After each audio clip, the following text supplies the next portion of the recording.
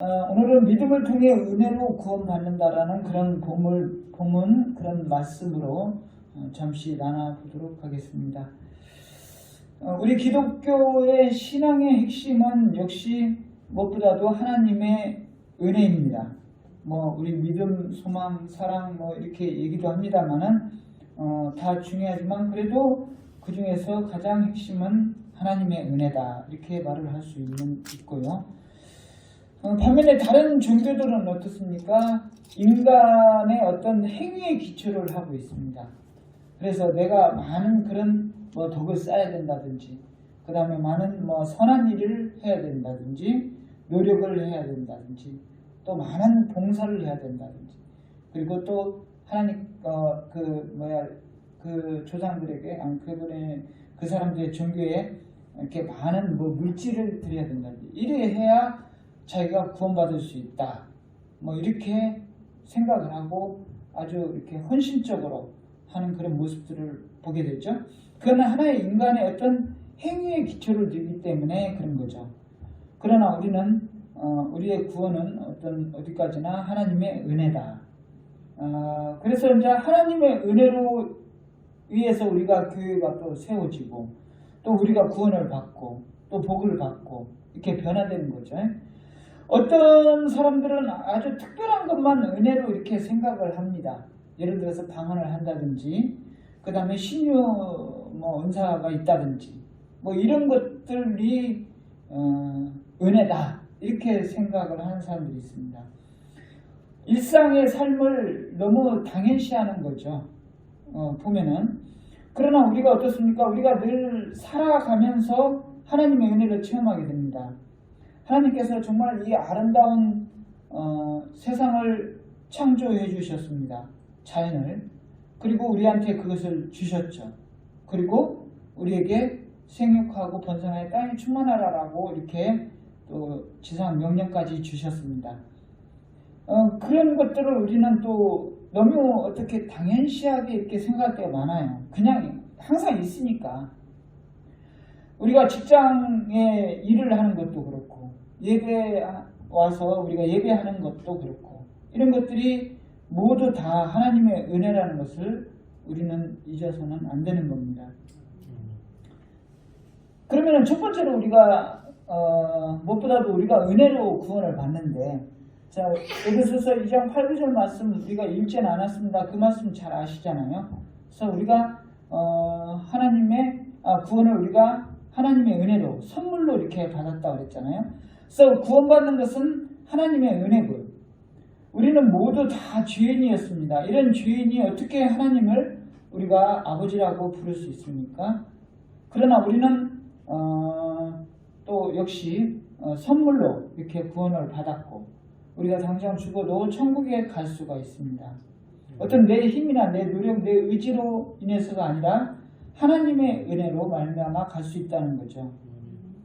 우리가 말씀을 잘 알지만 그 예수님을 찾아온 부자 청년에 대해서 여러분 잘 아시잖아요. 그는 율법도 잘 지켰습니다.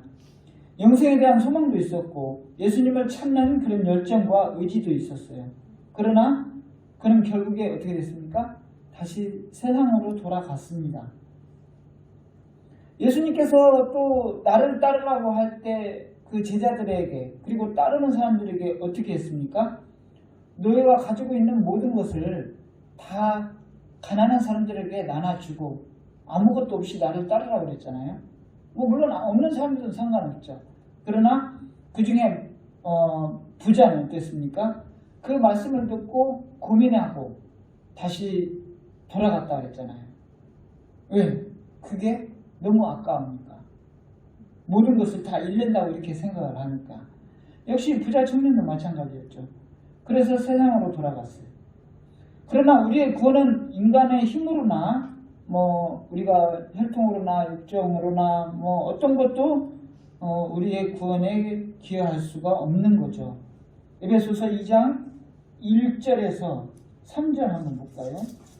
우리 8, 9절은 잘 아는 말씀이지만은 에베소서 본문으로 돌아가서 에베소서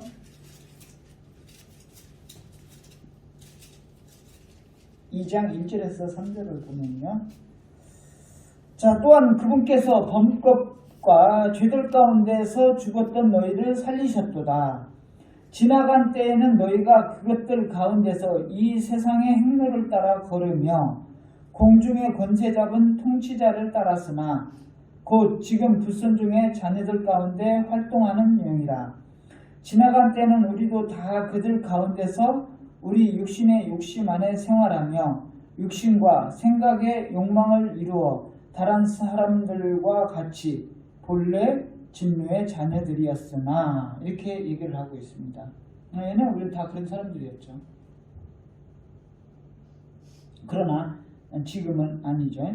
자, 그 다음에 두 번째로는 이제 은혜로 이렇게 구원을 변화를 받는데 우리 구원받은 성도들은 어떻습니까? 다 변화됩니다. 또 변화돼야 되고 내가 변화가 되면 어떻습니까? 어떻게 되면은 또 가정이 행복해지고 또 더 나아가서는 사회가 건강해지고 또 나라가 발전하게 되는 거죠. 더 중요한 것은 예수님을 믿으면 어떻게 해요? 신분이 일단 바뀝니다. 그리고 무엇보다도 우리가 은혜를 받으면 우리의 인격이 변화가 되죠. 그게 이제 변화가 되는 거예요. 그 믿는 사람하고 믿지 않는 사람들과 이제 차이가 이제 납니다. 이제 잘 보면은 신앙생활들도 잘하고 이렇게 정말 변화된 사람들을 보면은 그러나 그냥 대충 그냥 왔다 갔다 하는 사람들은 또 세상 사람들과 별로 다를 게 없어 보일 때도 있어요. 성령 안에 우리가 거하면은 우리의 말과 행동과 생각과 또 어떻게 보면은 우리의 인생의 목적까지도 이렇게 변화되는 것을 우리는 주위에서 많이 볼 수가 있습니다.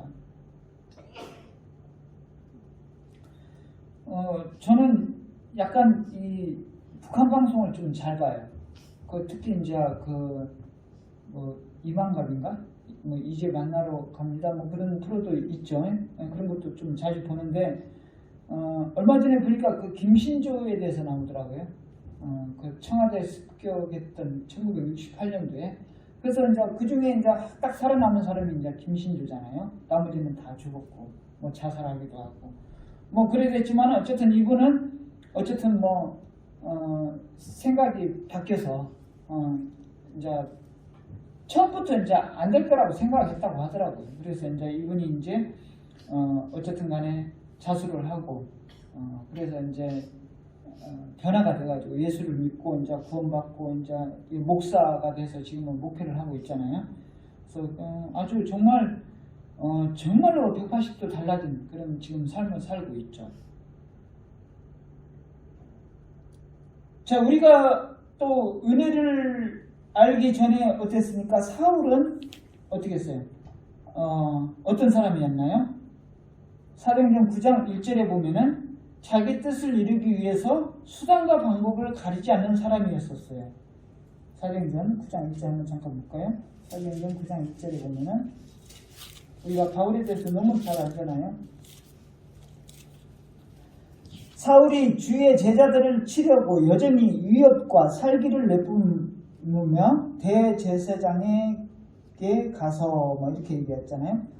그래서 위협과 살기를 내뿜었다 이렇게 얘기를 하고 있습니다. 이런 사울이 어떻게 했습니까? 자기의 뜻을 이루기 위해서는 수단과 방법을 가리지 않는 사람이었어요. 그래서 다 잡아가지고 막 죽이려고 하고 막 그랬던 사람이었죠. 그러나 사울이 이제 바울로 변화가 됐죠. 그래서 예수님을 핍박하는 사람이 예수를 증거하는 사람으로 바뀌었죠.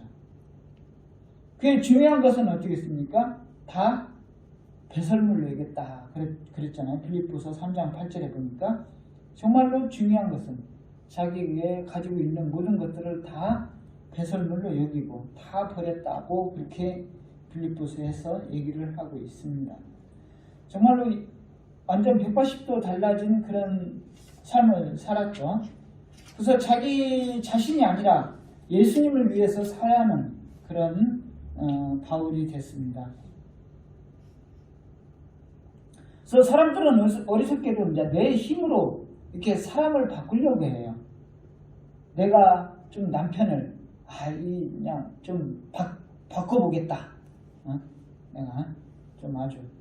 아니면은 뭐 아내가 또 이제 남편을 바꿔보려고 하고, 부모가 또 자식을 이렇게 좀 완전히 좀 바꿔보려고 하는데 안 될 때가 많아요. 마음대로 안 돼. 잘 안 되더라고요. 뭐 직장에서도 그렇고 사회에서도 그렇고 좀 근본적으로 이렇게 막 좀 어떻게 하려고 해도 안 돼. 그게 우리 힘으로 좀 잘 안 되거든요. 그러나 이 사람이 정말 구원받고 하나님의 사람으로 이렇게 바뀌면은, 변화를 받으면은 그렇게 바뀌는 역사가 일어나는 거죠. 바울과 같이. 그건 어떻게 사람 힘으로 되는 게 아니에요. 자동으로 그렇게 되는 거예요. 그 다음에 세 번째로 보면은 우리가 은혜의 능력인데, 우리는 모든 것을 갖기를 원합니다. 그런 게 많이 있어요. 어떤 게 그게 능력이라고 이제 생각을 하는 거예요. 내 능력이다. 이렇게 얘기를 생각을 하죠. 뭐 돈도 그렇고, 자꾸 좀 막 갖기를 원하죠. 권력도 그렇고. 요즘 뭐 많이 그런 거 나오잖아요. 뉴스에. 공부도 그렇고, 뭐 지식도 그렇고, 이런 거를 막 너무 욕심을 내고 이제 그걸 가지려고 할 때가 많아요. 근데 우리는 그걸 막 잡으려고 하면 자꾸 더 멀어져. 그게 내 능력이라고 생각하니까, 그리고 또 내 능력으로 그렇게 하려고 하니까 그런 거예요. 그러나 그러한 모든 능력의 원천은 세상에 있는 것이 아니라 창조주 하나님께 있다는 것을 우리는 좀 깨달을 필요가 있죠. 역대하 20장 6절에 보면은 뭐라고 나와있나요? 역대하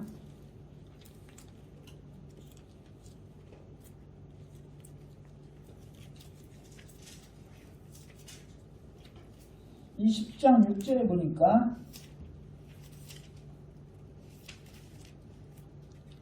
이르되 오 주 우리 조상들의 하나님이여, 주는 하늘에서 하나님이 아니시니까 이 교도들의 모든 왕국을 다스리지 아니하시나이까. 주의 손에 권능과 능력이 있으므로 능히 주를 막을 자가 아무도 없지 아니하나이까. 이렇게 얘기하고 있습니다. 그래서 그 주님의 그 은혜 안에서 그런 능력을 발휘할 수가 있는 거죠. 하나님은 오직 하나님의 형상대로 지은 인간들에게 능력을 주셨어요. 그렇잖아요? 잘 알죠? 동물과는 달리. 동물들은 어떻습니까?